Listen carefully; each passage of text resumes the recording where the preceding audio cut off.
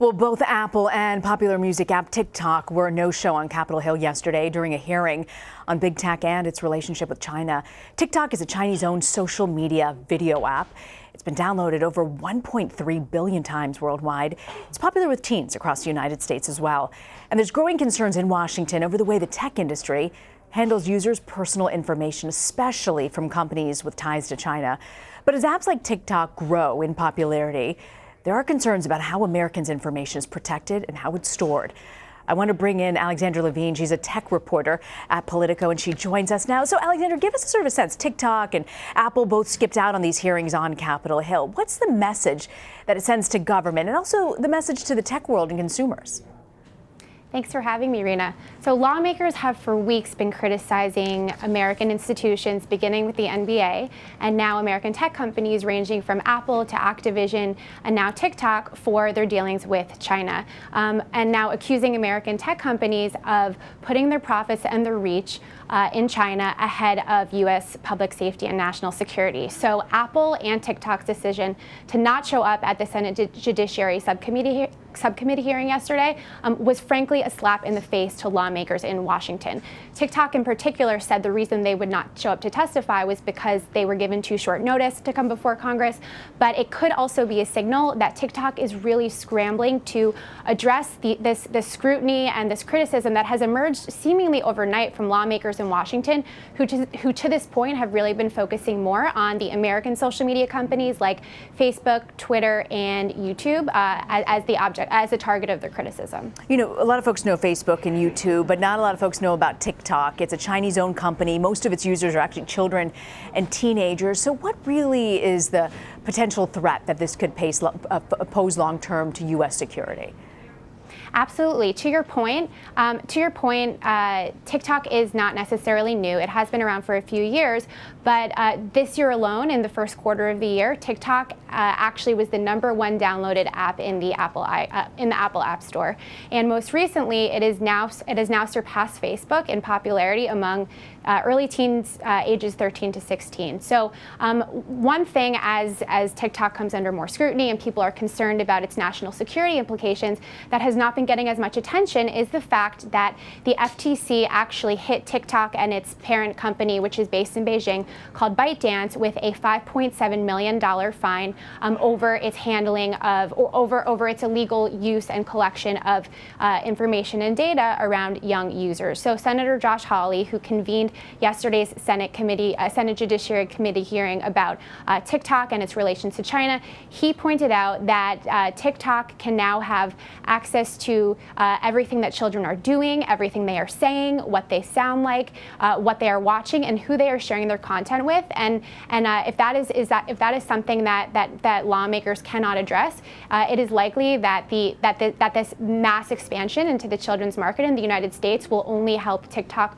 further solidify and further expand its influence outside of China and the United States. So meanwhile, TikTok weighed in. They released a statement and they say, look, you know, we store all our U.S. user data in the United States with a backup redundancy in Singapore. TikTok's data centers are located entirely outside completely of China. But Alexandra, could the Chinese government still access this information? Yes, so TikTok has maintained that they are not actually storing any of their data in China, and that this concern that the data of American users of TikTok could be taken by the Chinese government, that it's not valid. However, China is instituting a new policy in January, so really we're in this 2-month stretch before the policy takes effect, where China can demand that any companies operating there, foreign businesses, China can demand that those foreign businesses must turn over data. And so even though TikTok has maintained to this point that they have been operating independently of the Chinese government and that they have not been asked by the Chinese government to turn over the data, nor have they shared any information with the Chinese government, it remains to be seen how all of this might change under the new cybersecurity law that will be instituted in the coming year. And in addition to harvesting data, TikTok's been accused of censoring content that could anger the Chinese government. TikTok says that they remove the content that violates those rules, like pornography, spam, violence, in a manner that's consistent with what they say are their values and the industry standards. But when you talk about the moderators, does TikTok have the same moderators and standards in the U.S. as they do in China? So TikTok maintains that they have the same content moderation practices that the major tech platforms, the major American tech platforms such as Facebook, Twitter, and YouTube have and have been abiding by in the United States. But there's actually a lot more of a nuance here in that Facebook, Twitter, YouTube, and the more mainstream American tech platforms, their main content moderation questions are around, are they doing too little or are they doing too much? And so even though they haven't quite gotten it right yet, and that is really, a big reason why the mainstream tech platforms in the US are under scrutiny, they are struggling with a different question. For a China-owned app like TikTok, there have been reports that ByteDance and TikTok are censoring politically divisive and politically sensitive issues. For example, there are reports that there was very little content from the recent Hong Kong protests that was available for viewing on TikTok, and there were also reports from the last few weeks that TikTok was censoring any content around politically sensitive or politically divisive world leaders such as Donald Trump, Putin, Kim Jong-un, and others. So ultimately, what's the end game here? What do lawmakers want to see happen with this?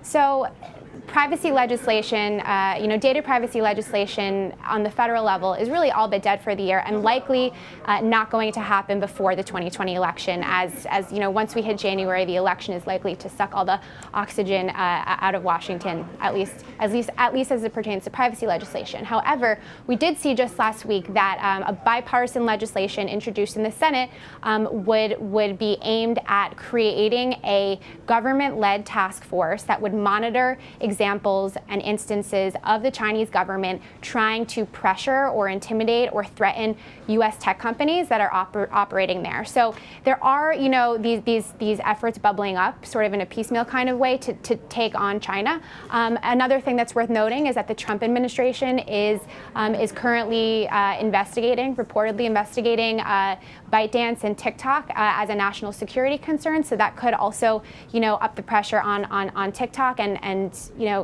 up the pressure on the way that TikTok is operating here. And the last thing to note is just that this is only the beginning of a much larger moment in Washington where lawmakers are going to be upping their scrutiny on the way that Chinese tech companies are doing business in the U.S. and the way that American tech companies are doing business in China. All right, Alexandra Levine, I want to thank you so much for joining us from Politico. Thanks so much.